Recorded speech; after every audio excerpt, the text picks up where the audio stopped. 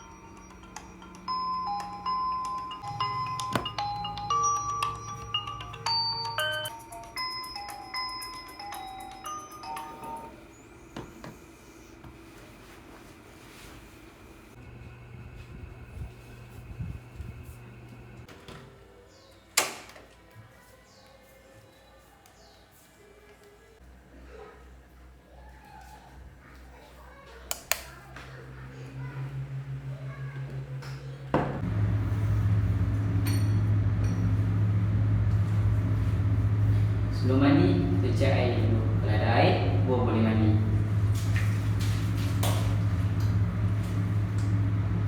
Tak ada air pun. Sikit je. Aduh, isu air ni tak habis lagi dah. Aku dah penat dengan air Selangor ni. Sudahlah. Masak nasi. Inilah kejaran.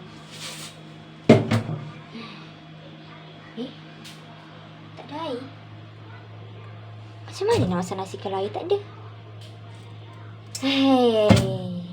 Isu air ni hari-hari lah.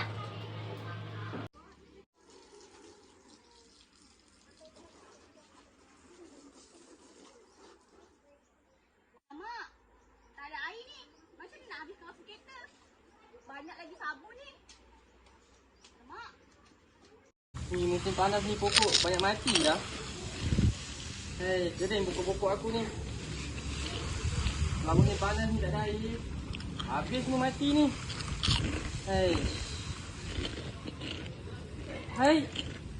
Masin mulut aku ni. Macam mana aku nak siap pokok-pokok aku ni? Banyak mati nanti. Allah, macam hal lah.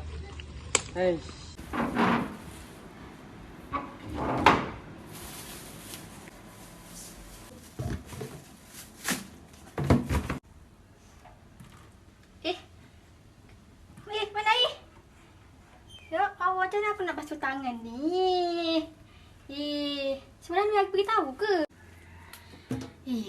Semalam dia bagi tahu ke yang hari ni tak ada air? Asyik tak ada air je lah. Aku bayar bil air, kemai mahal lagi.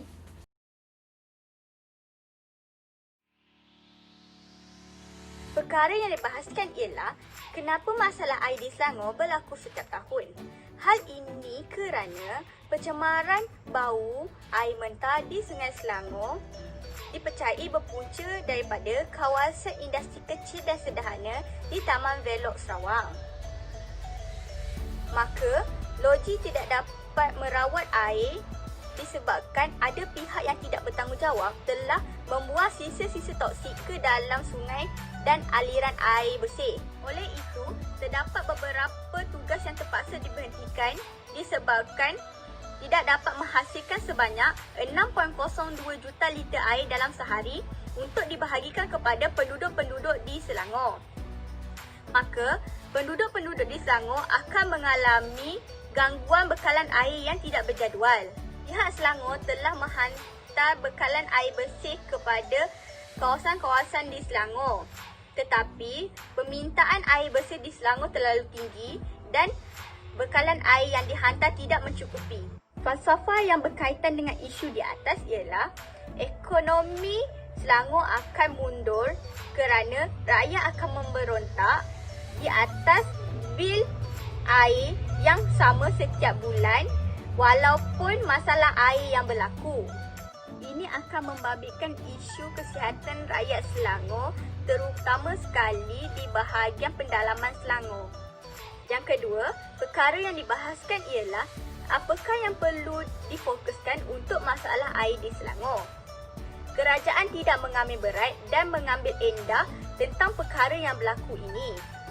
Pihak berkuasa perlu bertanggungjawab untuk memulihkan semula bekalan air bersih kepada penduduk-penduduk di Selangor supaya tidak berlaku gangguan bekalan air yang tidak berjadual lagi. Pihak Selangor perlulah menyunting dana daripada Kerajaan Persekutuan untuk menambah baik dan menambah kapasiti loji-loji di sekitar Selangor supaya dapat mengekalkan adanya air di Selangor. Kerajaan Selangor akan membayar balik kepada Kerajaan Persekutuan yang menggunakan aset-aset melalui pembayaran sewa. Rakyat Selangor terpaksa menggunakan pelbagai kaedah untuk mendapatkan air bersih kerana air adalah sumber utama sebagai seorang manusia. Kerana manusia memerlukan air untuk terus hidup. Jadi rakyat Selangor berusaha untuk mendapatkan air dengan beberapa cara, dan antaranya adalah rakyat Selangor mendapatkan air di sungai dan mata air untuk bekalan air bersih. Yang kedua, rakyat Selangor mendapatkan bekalan air bersih daripada sekolah, masjid atau surau. Yang ketiga, rakyat Selangor mendapatkan bekalan air bersih daripada pihak Air Selangor yang menyediakan alternatif pipe untuk menadah air. Yang keempat, rakyat Selangor mendapatkan bekalan air bersih dari lori tangki yang diberikan oleh pihak Air Selangor dan bantuan daripada orang yang ternama seperti Ustaz Abid Lui. Falsafah yang berkaitan adalah falsafah teoretikal, iaitu fokuskan pada aspek falsafah, psikologi, hakikat, sifat dan potensi keinsanan. Hakikatnya, masyarakat perlu terus mencari jalan untuk mendapatkan bekalan air bersih bagi meneruskan kehidupan dan kegunaan harian. Ini menunjukkan bahawa masyarakat sentiasa berfikiran keharapan tanpa memikirkan penadalah demi kelangsungan hidup untuk menggunakan air bersih. Oleh itu, usaha yang diberikan mampu memberi impak yang positif kepada perkembangan dari aspek kehidupan untuk terus hidup. Apa yang kerajaan perlu lakukan untuk mengatasi masalah air di Selangor? Okey, kerajaan perlulah melakukan seperti mengadakan catuan air kepada kawasan-kawasan tertentu sebagai langkah berjaga-jaga. Okey, yang kedua, kempen kesedaran bagi mengatasi masalah sikap masyarakat yang mempunyai sikap yang tidak yang perlu ditangani. Kempen kesedaran juga boleh dilakukan melalui iklan TV mengenai sikap individu yang membuang sampah tanpa memikirkan kesannya. Okay, perlu disiarkan setiap masa bagi memberi kesedaran kepada rakyat betapa pentingnya menjaga kebersihan sungai. Okey. Yang ketiga, kita semula air kumbahan. Dengan cara ini juga dapat menjimat kos dan dapat menyalurkan bekalan air tanpa gangguan. Okey, falsafah yang berkait dengan isu di atas ialah falsafah metafizik, iaitu falsafah ilmu kebenaran dan kewujudan. Okey, sebagai contoh, kerajaan perlulah menerima hakikat jika berlaku sebarang bencana seperti terputusnya bekalan air dan perlulah berfikir bagaimana cara untuk mengatasi masalah air ini supaya rakyat dapat melangsungkan kehidupan harian seperti biasa. Okey, masuk kepada poin yang kedua, iaitu apa kesan masalah air kepada rakyat. Okey, yang kita tahu kesannya mestilah amat yang buruk. Sebagai contoh, rakyat akan menghadapi kesusahan jika tiada air yang mencukupi untuk mereka meneruskan kehidupan seharian mereka. Sebagai contoh, untuk rakyat yang bercocok tanam, tanamannya akan mati jika tiada sumber air yang cukup untuk disalurkan kepada kebun-kebun mereka. Okey, krisis air yang berlaku akan membuat kemudaratan kepada manusia, seperti yang kita tahu merupakan keperluan air merupakan keperluan asas kehidupan untuk terus hidup kepada manusia. Jika tiada, akan menyebabkan satu musibah yang buruk lah kepada manusia. Okey, dan falsafah yang berkait dengan isu di atas ialah falsafah epistemologi, iaitu ilmu dan kebenaran. Okey. Sebagai contoh, masyarakat perlulah mempunyai ilmu dan fikiran yang matang jika berlakunya sebarang bencana seperti terputusnya bekalan air, dan mereka perlu berfikir bagaimana cara untuk mendapatkan bekalan air, dan mereka perlulah membuat persediaan awal jika berlakunya gangguan bekalan air supaya mereka dapat teruskan kehidupan harian seperti biasa. Antara usaha yang dilakukan oleh Kerajaan Selangor bagi membantu rakyat mengatasi masalah ini adalah: yang pertama, kerajaan menempatkan lebih kurang 70 buah tangki statik di kawasan-kawasan yang terjejas. Seterusnya, antara alternatif yang dilakukan adalah kerajaan juga menyediakan 23 buah bilik air di kawasan awam yang mempunyai sumber air. Ketiga adalah sejumlah 23,000 air botol minuman yang berkapasiti 5 liter diagihkan ke kawasan yang berbangunan bertingkat, iaitu seperti hospital, pejabat, pangsapuri dan flat. Kerajaan amat menitik beratkan tentang masalah rakyat. Selain itu, kerajaan juga memastikan kualiti air yang diagihkan kepada rakyat mestilah berada dalam tahap yang terbaik. Seterusnya, falsafah yang boleh dikaitkan adalah berkaitan tentang metafizik, iaitu yang pertama berkaitan tentang hubungan di antara manusia sesama manusia. Kerajaan amat menitik beratkan tentang keperluan dan kepentingan rakyat, dan jika berlakunya sebarang permasalahan ataupun timbulnya sesuatu masalah, kerajaan segera mengambil tindakan supaya masalah tersebut dapat diselesaikan dengan cara yang terbaik. Seterusnya, hubungan di antara manusia dengan Tuhan, iaitu pencipta, dan hubungan di antara manusia dengan alam. Sebagai manusia, kita perlu menghargai sesuatu ciptaan yang dikurniakan oleh Tuhan. Sebagai contoh, air. Air merupakan sumber utama yang diperlukan oleh manusia. Jadi, sebagai manusia, kita perlulah menjaga sumber-sumber air. Sebagai contoh, seperti sungai yang selalunya mempunyai masalah yang berkaitan tentang pencemaran sungai. Seterusnya adalah antara cadangan yang dikemukakan adalah kerajaan perlu menambah baik dari segi pengantaran air ke kawasan-kawasan yang terjejas. Yang kedua adalah kerajaan perlu mengkaji semula sistem penutupan bekalan air mentah yang tidak berjadual yang sering mengundang kemarahan dalam kalangan rakyat. Dan yang terakhir adalah kerajaan perlu melakukan tinjauan ke kawasan-kawasan yang menjadi punca pencemaran air di Sungai Selangor.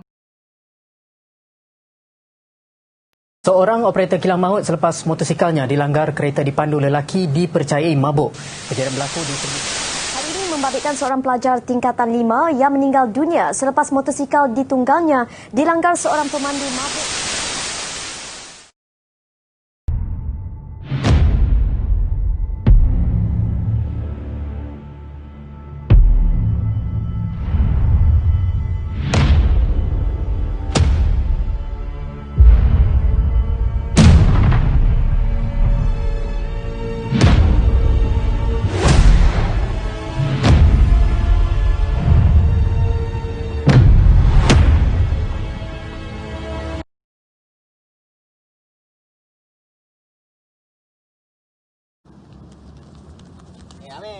Hairul. Sas. Beli apa beli? Cantik. Ada. Dah lama tak minum dengan kau ni. Lama. Cepat minum. Kau hantar kau balik. Lepas tu kau kena keluar, aku nak hantar adik aku balik sekolah. Barang baik. Beli 5 Nanti kita dia lah. Boleh Rul.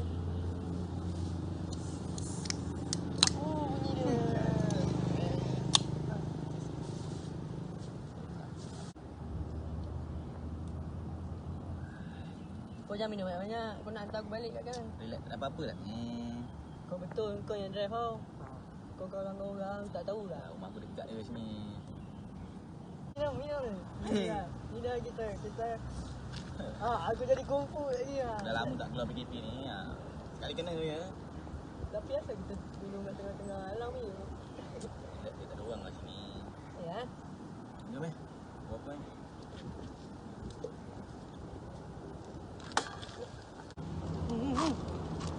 Kau boleh buat kita tak? Boleh.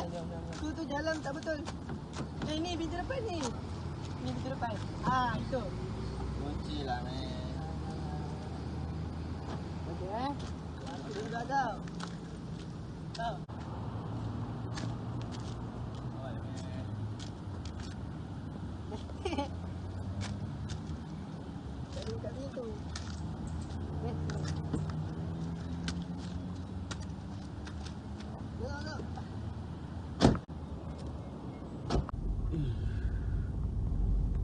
Kau ni Rul. Rul. Tak ada apa-apa lah. Rul. Kau berhenti tepi. Aku boleh bawa lagi ni, aku tak mabuk. Rumah kau dah nak sampai dah tu. Aku tak mabuk. Rul, langgar orang je lagi. Rul. Rul. Weh.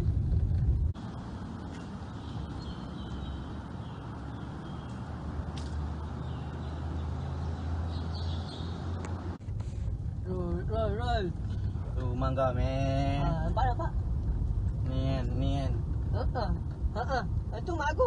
Mana? Tu. Okey, men. Balik, men. Gerak dulu, men. Kau boleh tak ni? Boleh. Tak ada hal lah. Ada masa kita pergi parti-parti lagi. Anjay. Tadi sini. Semoga. Rul. Nanti, men. Mana weh aku ni? Balas-balas pun chat. Dah lama ni aku chat. Pada 10 dah pukul 2 ni.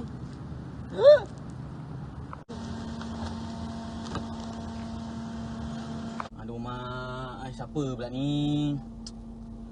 Mampus lah, tak ada orang. Siapa tahu siapa langgar.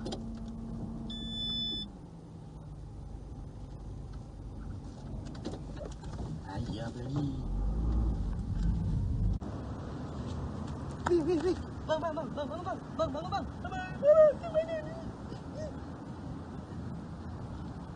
Hello? Ya, saya nak ambulans. Okey, baik. Okey.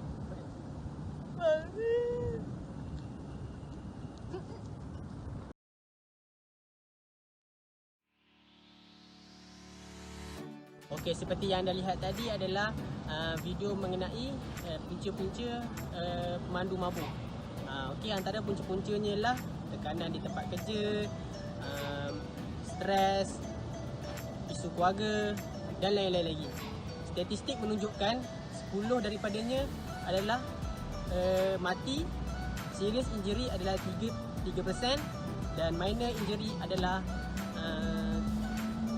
4.0%. Okey, keseluruhannya adalah 0.71%. Pemandu mabuk berisiko tinggi terlibat dalam kemalangan. Terdapat 2 kisah utama sekiranya seseorang itu memandu dalam keadaan mabuk. Yang pertama adalah kesan terhadap individu. Pengambilan alkohol boleh menyebabkan pemandu itu kurang daya pendengaran. Selain itu, pengambilan alkohol juga akan menyebabkan individu itu menjadi mengantuk dan kurang jelas penglihatan. Seterusnya, ia juga menyebabkan pemandu itu kurang peka sekaligus memperlahankan koordinasi badan anggota badan individu tersebut. Falsafah yang berkaitan di atas adalah falsafah dalam kehidupan, iaitu dari segi etika. Yang kedua adalah kesan terhadap pengguna lain, kerana ia akan melambatkan dan mengakibatkan jalan raya menjadi sesak. Ia juga membahayakan pengguna jalan raya yang lain serta meningkatkan kemalangan kepada orang awam. Bukan itu sahaja, kemalangan yang berlaku akan mengakibatkan kerosakan harta benda awam dan harta benda orang lain. Falsafah yang berkaitan di atas ialah falsafah dalam kehidupan, iaitu falsafah praktikal dari segi ekonomi. Hukuman yang patut diberikan oleh pesalah yang disebabkan kematian oleh pemandu mabuk adalah antaranya ialah dikenakan penjara, iaitu mengikut Akta Seksyen 41 Akta 333 memandu secara meluluh dan berbahaya, dan dikenakan hukuman iaitu dipenjara 2 tahun, tidak kurang 2 tahun dan tidak lebih daripada 5 tahun. Dan seterusnya hukuman yang patut diberikan adalah lesen pemandu hendaklah digantung seperti yang ditertera dalam undang-undang, iaitu Seksyen 41. Hilang kelayakan pegang lesen selama 3 tahun, iaitu ataupun tidak kurang daripada 3 tahun ataupun tidak lebih daripada 10 tahun. Okey, berikut adalah salah satu daripada hukuman yang sewajarnya yang patut diberikan kepada pemandu mabuk yang menyebabkan kematian. Cara-cara dan solusi untuk kita mengatasi pemandu mabuk ini ialah cara yang pertama, pihak berkuasa ataupun pihak polis perlu mengadakan operasi-operasi di kelab malam supaya dapat menangani masyarakat-masyarakat ataupun individu yang mabuk, mengelakkan mereka daripada memandu supaya dapat mengurangkan kemalangan jalan raya pada waktu malam. So cara mengatasi yang kedua ialah pihak-pihak berwajib ataupun berkuasa perlulah melakukan kempen-kempen untuk menyedarkan masyarakat bahawa bahayanya memandu ketika di bawah pengaruh alkohol. Bagi solusi mengurangkan penjualan arak di Malaysia pula ialah pihak kerajaan perlulah menghadkan waktu untuk menjual arak di kedai runcit, iaitu pada pukul 5 petang hingga pukul 11 malam. Dan juga individu yang di bawah had umur, iaitu di bawah 18 tahun, tidak dilarang sama sekali untuk membeli arak.